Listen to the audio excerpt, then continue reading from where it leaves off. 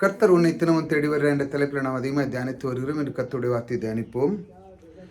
இதோ தேவன் எனக்கு சகாயர், ஆண்டவர் என் ஆத்துமாவை ஆதரிக்கிறவர்களோடே இருக்கிறார். ஹல்லேலூயா. என் தேவன் எனக்கு சகாயர், அவர் எனக்கு எல்லாம் செய்து கொடுக்கிறவர் எனக்குள்ளே இருக்கிறார். எந்தவித காரியம் நான் சொன்னேன் அவரோடு நான் கேட்கும் பொழுது அவர் எனக்கு சகாயராக இருக்கிறார்.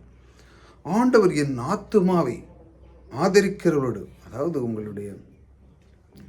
உங்களுக்கு ஏதாவது பிரச்சனைகளை உண்டு பண்ணாமல் உங்களுக்கு நன்மையை செய்கிறவர்கள், நன்மை கொடுக்கிறவர்கள், இப்படிப்பட்டவர்களோடும் தேவன் கூட இருந்து அவர்களையும் ஆசீர்வதிக்கிறார்.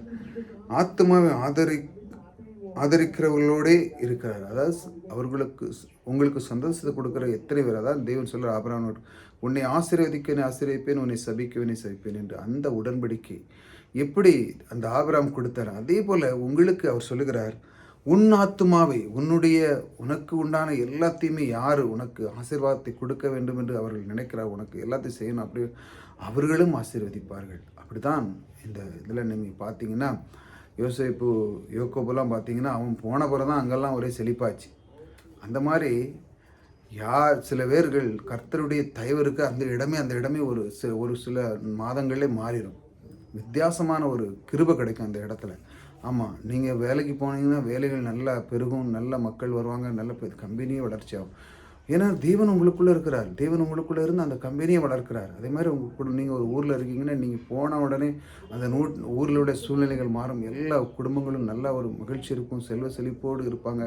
குறைவில்லாதவர்களுக்கு குறைவு இல்லாமல் ஆக்கி அவர்களுக்கு நிறைய செல்வங்களை கொடுப்பார் தேவன். இப்படிப்பட்ட நீங்கள் இருக்கிறது மூலமாக உங்களுக்கு ஆசீர்வாதம் கிடைக்கும்.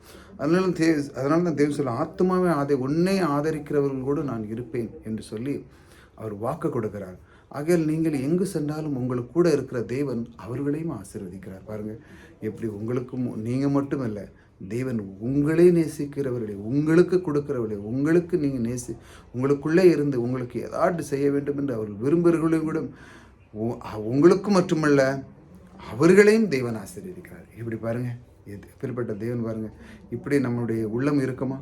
யாராட்டு நமக்கு ஒன்று உதவினா அவங்களுக்கும் அதே மாதிரி செய்யணும் அப்படின்னு யாராட்டி யோசிக்கிறீங்களா? இல்லை. ஆனால் தேவாதி தேவன் தான் அப்படி யோசிக்கிறார்.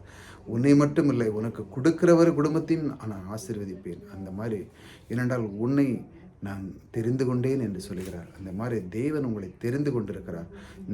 இந்த ஒத்தாசையும் சகாயம் பண்ணுகிற தேவன் உங்களை தேர்ந்தெடுத்து உங்களுக்கு கூடவே இருந்து ஒத்தாசை கொடுக்கிறார், சகாயம் கொடுக்கிறார். ஆகையால் நீங்கள் இதை பற்றி கொள்ளுங்கள்.